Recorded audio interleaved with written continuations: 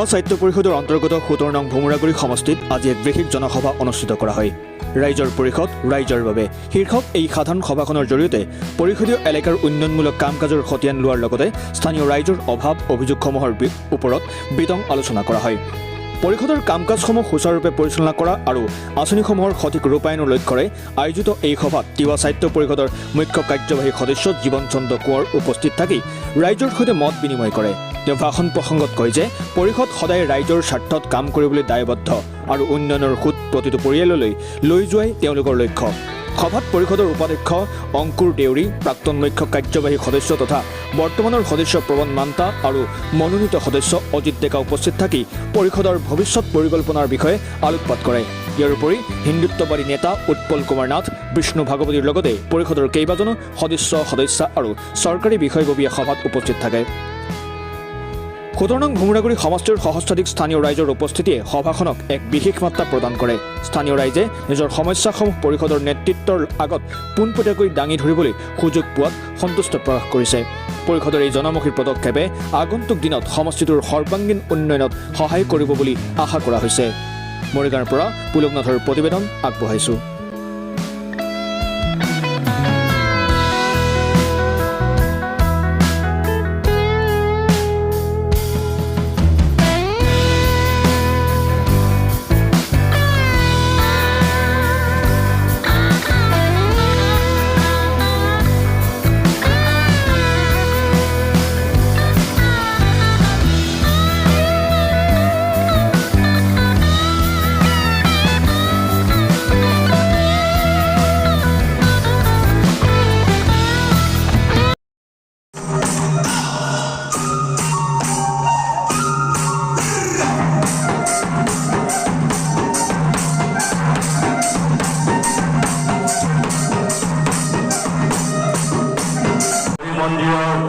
সমূহ ৰাইজে আমাৰ তিৱা সাহিত্য পৰিষদৰ মুখ্য কাৰ্যবাহী সদস্য এয়া এটা প্ৰণাম আৰু এটা আশীৰ্বাদ আৰু অলপ মৰম চেনেহ যাচিবৰ কাৰণে আমি সেৱা কৰিছোঁ।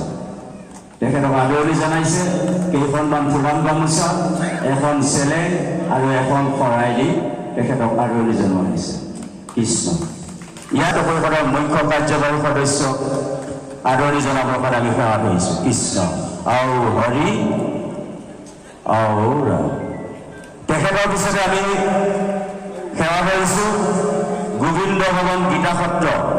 গোবিন্দ ভৱন গীতা সত্ৰ আমাৰ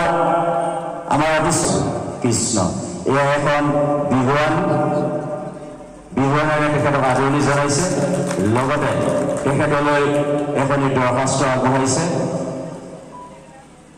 তেখেতৰ পিছতে আমি আদৰণি আমাৰ জেনেৰেল হাউচৰ যি সিদ্ধান্ত, এই সিদ্ধান্তৰ মৰ্মে আমি প্ৰতিটো পৰিষদীয় সমষ্টিত একোখনকৈ সভা অনুষ্ঠিত কৰিবৰ কাৰণে সিদ্ধান্ত গ্ৰহণ কৰিছিলোঁ।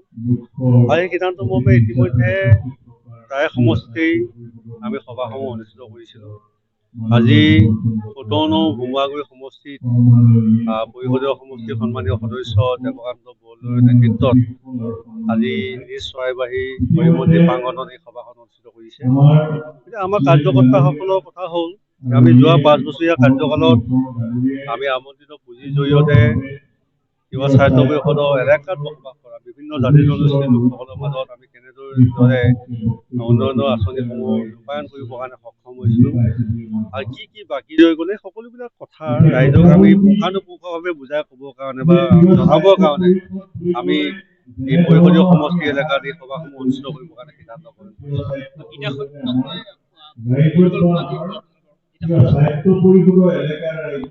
সত্ৰ আৰু সাংস্কৃতিক যিবিলাক আমাৰ প্ৰকল্প, এইবিলাকৰ ক্ষেত্ৰত আমাৰ যথেষ্ট কৰণীয় আছে।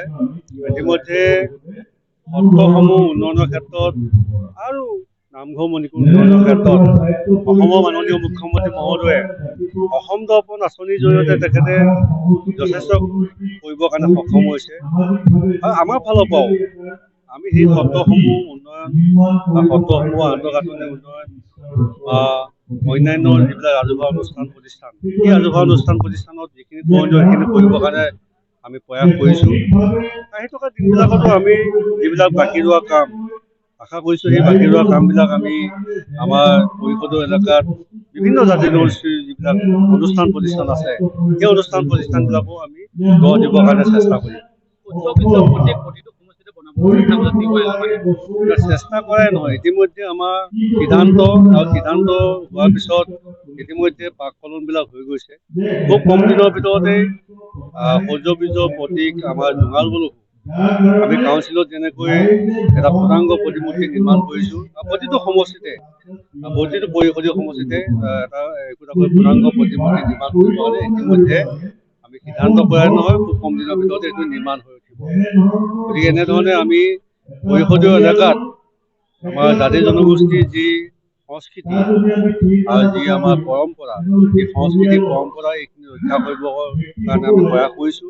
আৰু উন্নয়নৰ গতিধাৰা অসমৰ মাননীয় মুখ্যমন্ত্ৰী মহোদয়ে যেনেকৈ অসমখনক এখন সৰ্বাংগ সুন্দৰ অসম হিচাপে গঢ় দিবৰ কাৰণে যি প্ৰয়াস কৰিছে, তেখেতৰ লগতে আমি সহযোগিতা ৰাখি তিৱা স্বায়ত্ব পৰিষদেও তেখেতৰ সহযোগী হিচাপে কাউন্সিলৰ অন্তৰ্ভুক্ত হৈ থকা বিভিন্ন এলেকাত সেই উন্নয়নৰ ধাৰা আমি অব্যাহত ৰাখিবৰ কাৰণে প্ৰয়াস কৰিছোঁ। তিৱা স্বায়ত্ব পৰিষদৰ ১৭ নং ভোমৰাগুৰি সমষ্টি যি তিৱা ৰাইজৰ বাবে যি পৰিষদৰ উন্নয়নৰ সভা অনুষ্ঠিত কৰিলে, দেৱবৰুৱা ডাঙৰীয়াক ধন্যবাদ দিছোঁ। আৰু লগতে আমাৰ আয়োজক সমিতিৰ ফালৰ পৰা নিতুল বৰদলৈ ডাঙৰীয়া, আমাৰ গিৰীন্দ্ৰ খাটনীয়া, এনেধৰণৰ তেওঁলোকৰ যি প্ৰচেষ্টাত আজি সভাখন অনুষ্ঠিত হৈছে, তেওঁলোকক বহুত বহুত ধন্যবাদ দিছোঁ। বিশেষকৈ যোৱা ৫ বছৰে নহয়, তিৱা স্বায়ত্ব পৰিষদ সৃষ্টি হোৱাৰ পৰা বৰ্তমানলৈকে কেনেধৰণৰ উন্নয়নে সমাজখনক অকল তিৱা জাতি বুলি নহয়, তিৱা স্বায়ত্ব পৰিষদৰ এলেকাত থকা সমূহ জনগোষ্ঠী কেনেধৰণৰ বিকাশ উন্নয়নে আগুৱাই নিব পাৰিছে, তাৰ উদাহৰণস্বৰূপে আজি সভাখনে প্ৰমাণ কৰিছে। আৰু এই সভাখনক ৰাইজৰ মাজলৈ উন্নয়নৰ বিকাশৰ কথা ক'বলৈ যোৱাত বাধা দিয়া ব্যক্তিসকলো ওলাইছে, যাৰ কাৰণে যিমান আমি জনসাধাৰণক আমন্ত্ৰণ জনাইছিলোঁ তাই কিছু হ'লেও বাধাৰ সন্মুখীন হ'বলগীয়া হৈছে।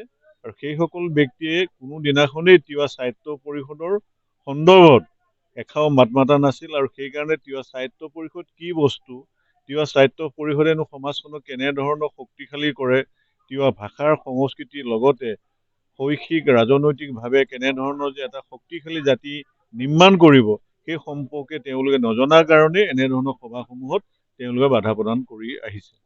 কোনো ধৰণৰ মন্তব্য বুলি কথাটো নাই, যে এইটো কথালৈ কাৰোবাৰ এগেইনষ্টত কোনোবাই এইটো ক'ব নোৱাৰে। কোনোবা যদি প্ৰাৰ্থিত্ব প্ৰত্যাশী হয়, তেওঁতো নিজৰ মতামতটোতো দাঙি ধৰিব পাৰিব। তেওঁ নিজৰ মতামতটো যদি দাঙি ধৰিব নোৱাৰে, ৰাইজে কেনেকৈ বুজি পাব যে তেওঁ সেই প্ৰাৰ্থীজনে কি চিন্তাত কৰিছে সমাজখনক লৈ পেলাই, বা এই সমষ্টিটোবাসীক কেনেধৰণৰ তেওঁ উন্নয়নৰ বিকাশটো দিব, এইসমূহতো তেওঁতো ক'ব পাৰিব প্ৰাৰ্থিত্ব প্ৰত্যাশীসকলে, সেইটোতো কথা নাই। কিন্তু প্ৰাৰ্থিত্ব প্ৰত্যাশীসকলে আন এজন প্ৰাৰ্থীক তেনেধৰণৰ সমালোচনাহে কৰিব নোৱাৰিব।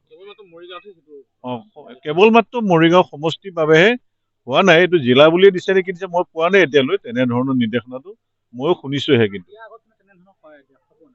সেইটোৱে যিহেতুকে নেজানো কি কাৰণত কৰিছে, সভাপতি জানিব।